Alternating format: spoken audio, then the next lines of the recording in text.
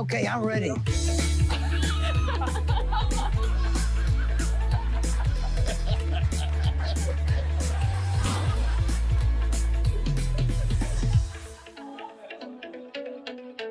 Hey everybody, welcome to TCM. I'm Ben Mankiewicz. It's our 25th anniversary this month, and to celebrate, we've brought in 25 fans who are picking movies, dedicating them to somebody important in their life. Jared Frederick is here right now. Jared, which movie did you pick? Who'd you dedicate it to? I picked the 1993 film Gettysburg, and I'm dedicating it to my good friend and former colleague at Gettysburg National Military Park, historian John Heiser. So you worked at the park? I was a park ranger at the battlefield for 5 years. Oh, wow. And what do you do now? I am a history instructor at Penn State Altoona. Well, congratulations. Thank you. Great. This was a big passion project for the man responsible for starting TCM in 1994, Ted Turner. That is correct. It was filmed on the actual battleground in 1992, and it was intended to be a miniseries on TNT. And it had a short theatrical run, but its mainstream success was celebrated in 1994 when it aired on television. How long was the Battle of Gettysburg? The Battle of Gettysburg was 3 days, the first 3 days of July 1863. It's considered one of the pivotal turning points of the American Civil War. Robert E. Lee hoped that the campaign into Pennsylvania would be a sort of bargaining chip that might sort of weaken the morale of the Northern people to continue the war. And ultimately, it backfired, and there's multiple fronts to the war, and it's often considered by historians to be the beginning of the end for the hopes of Confederate victory.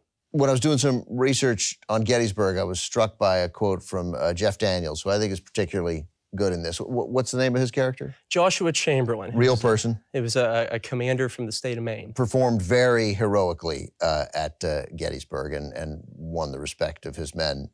But he said, that he gets on the set to Gettysburg, and there are a bunch of reenactors there, of course, that were hired to be in the movie. And he thought, these guys are a little off, a little nuts, right? And he's sitting there in a T-shirt and jeans, right, before he has to work and drinking a Diet Coke, in his words.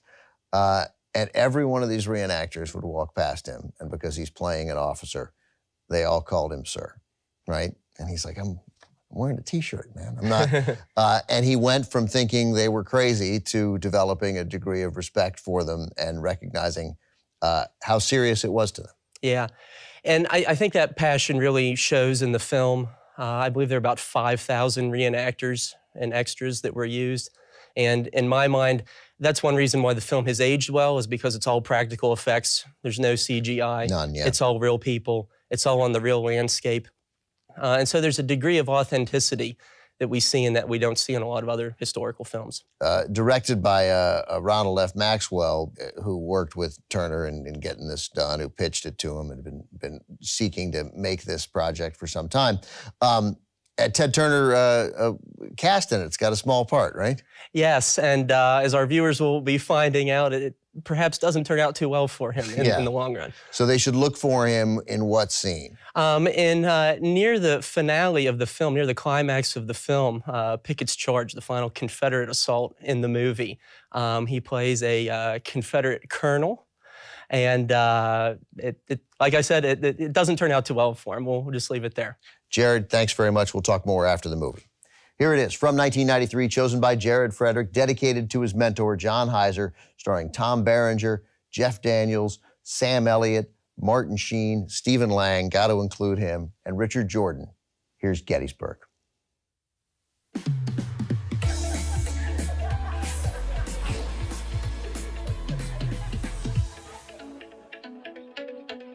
Hey, everybody, I'm back with Jared Frederick. He's the TCM fan who picked Gettysburg. You dedicated it to John Heiser, your mentor, who is still a park ranger at Gettysburg. He is, and he's one of the most knowledgeable people in the Civil War that I know.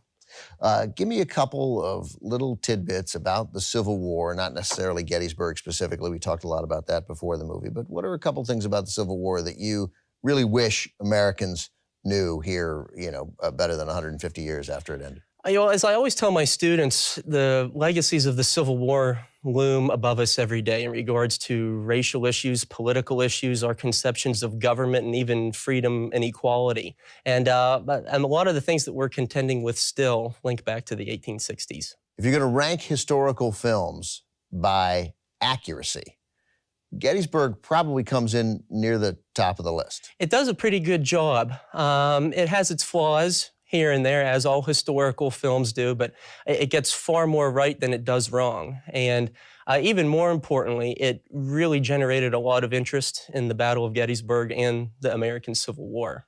You teach history at Penn State Altoona. Do you ever take the students out of the classroom and get them to Civil War sites? I do. We usually do a few field trips a year. And I take them to Gettysburg, Antietam. I've taken them to Appomattox, among a number of other places. So, Jared, you were mentioning that the first classic movie you saw was the FBI story? That's correct. In what capacity was that your first classic film? I discovered it merely by accident on Turner Classic Movies, and like many 8-year-olds, I was into cops and robbers at that time. Yeah. And one thing led to another, and then it grew from there, and I've been a loyal fan ever since. What did you do after seeing the movie? I sent Jimmy Stewart a birthday card. He must have been so pleased. It was, I drew a cartoon of Harvey, the Invisible Rabbit. It was just his shadow, of course, since he's invisible. So you'd seen Harvey? I did. By that time, I had seen that film as well. And Jimmy Stewart grew up only about an hour to the west of me. There's a museum that is in his honor, and I visited it often and got to meet stars like June Allison in my youth as well. Did you get a note back from Jimmy or no? He was in the final year of his life. His health was failing at that time. I got a very nice note from his secretary, though, and there was an autograph from him enclosed in it.